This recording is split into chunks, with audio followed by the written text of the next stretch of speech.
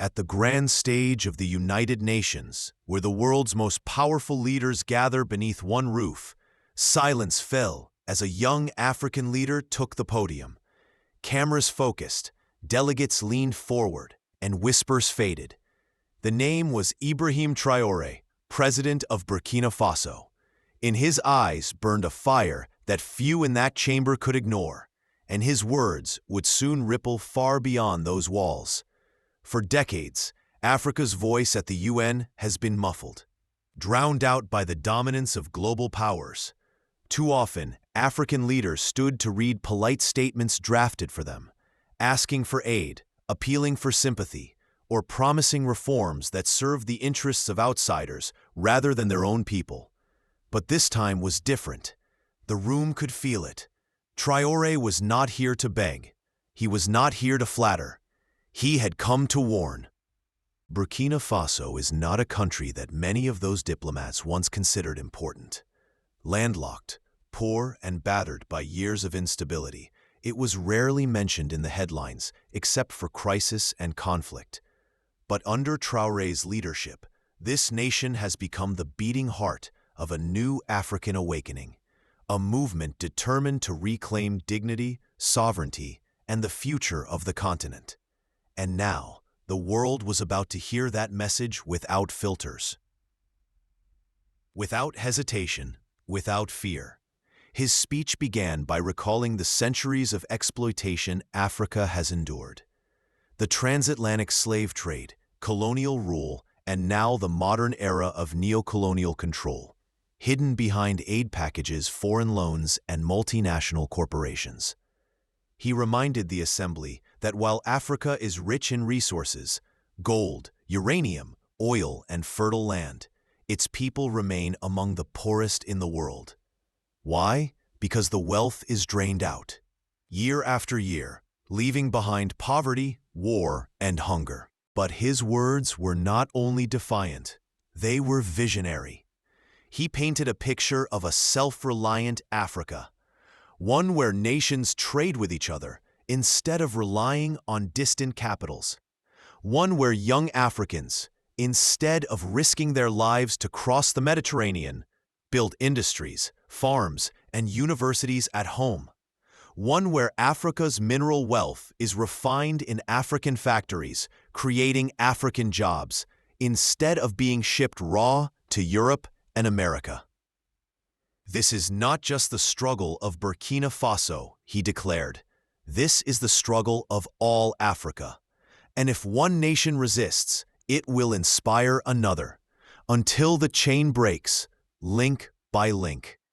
The delegates who came expecting a routine speech now realized they were witnessing history.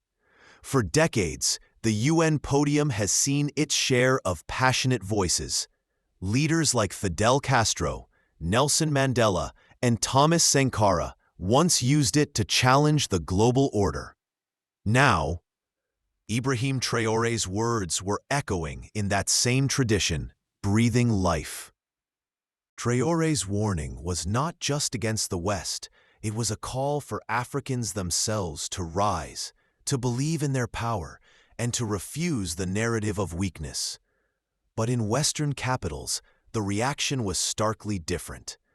Analysts on television spoke of a dangerous radical.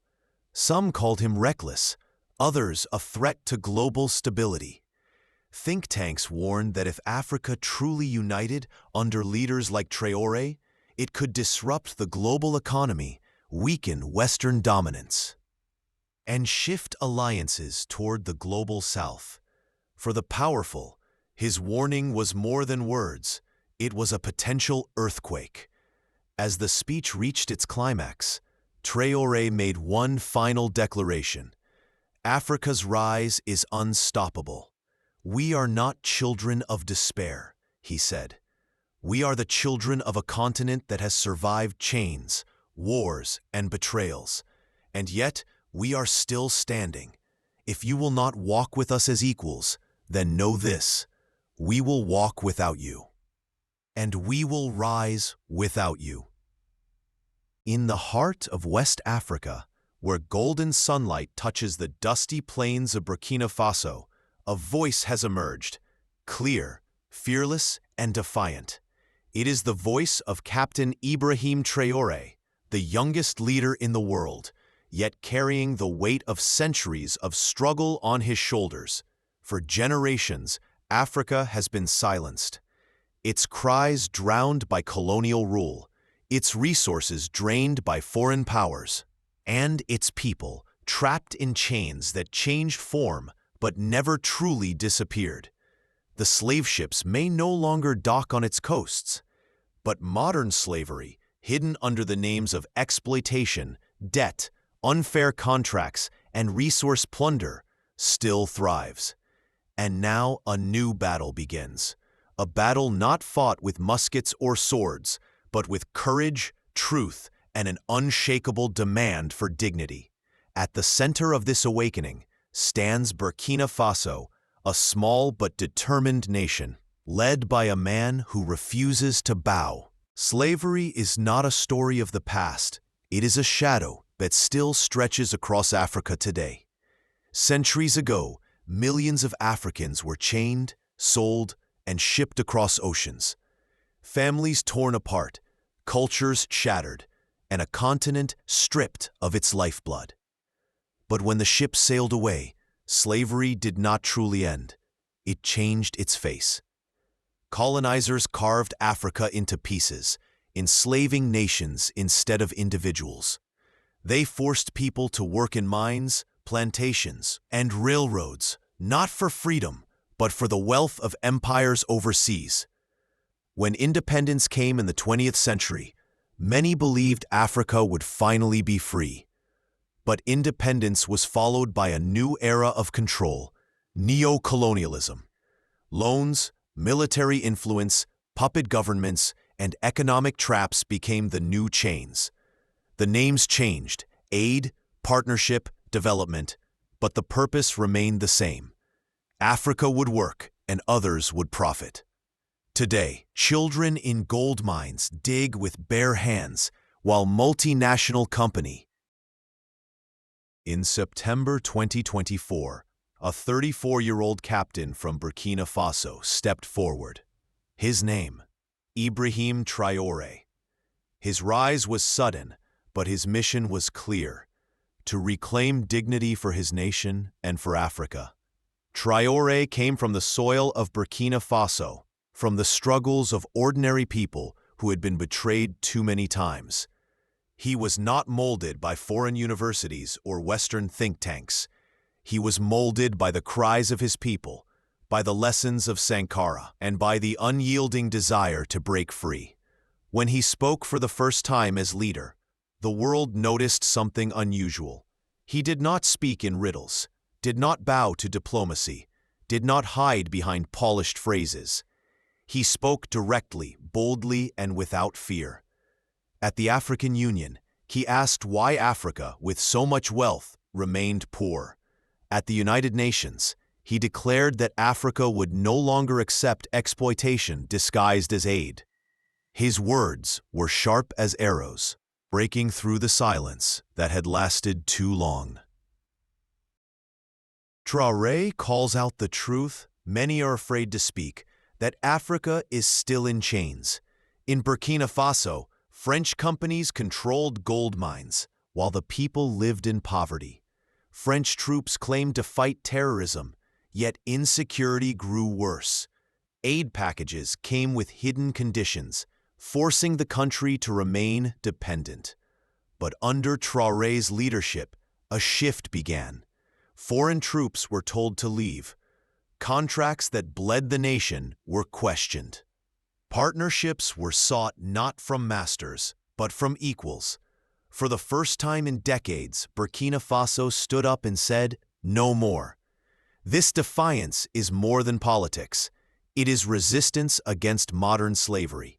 It is a message that Africa's resources belong to its people, that its destiny will not be written by outsiders, and that silence will no longer protect the exploiters. Traoré's courage has sparked something far greater than one nation's fight.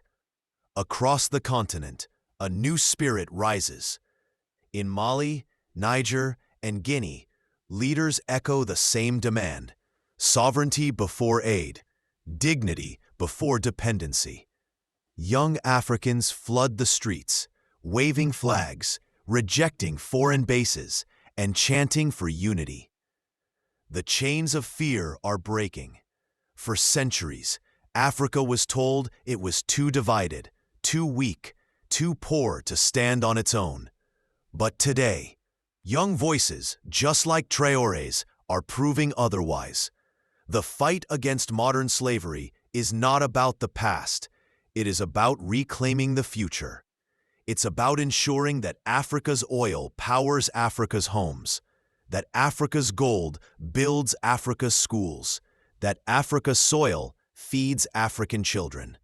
Burkina Faso may be a small nation, but it is now a symbol of something far greater.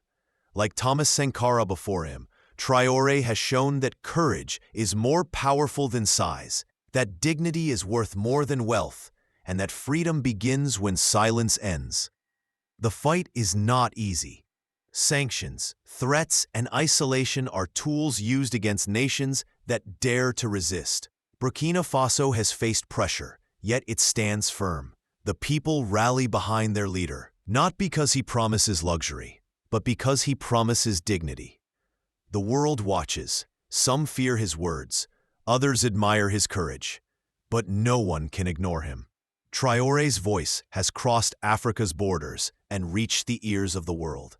His speeches circulate on social media, shared by millions who see in him the reflection of their own struggles. From Latin America to Asia, oppressed people recognize the fight. For resources, for sovereignty, for respect. He has reignited discussions about. This is not just the story of Ibrahim Traoré. This is the story of Africa's awakening. If you believe in dignity, in freedom, and a future without modern slavery, then stand with this movement. Don't let this voice fade. Subscribe now, join our journey, and let's rise together, because the fight for truth has only just begun.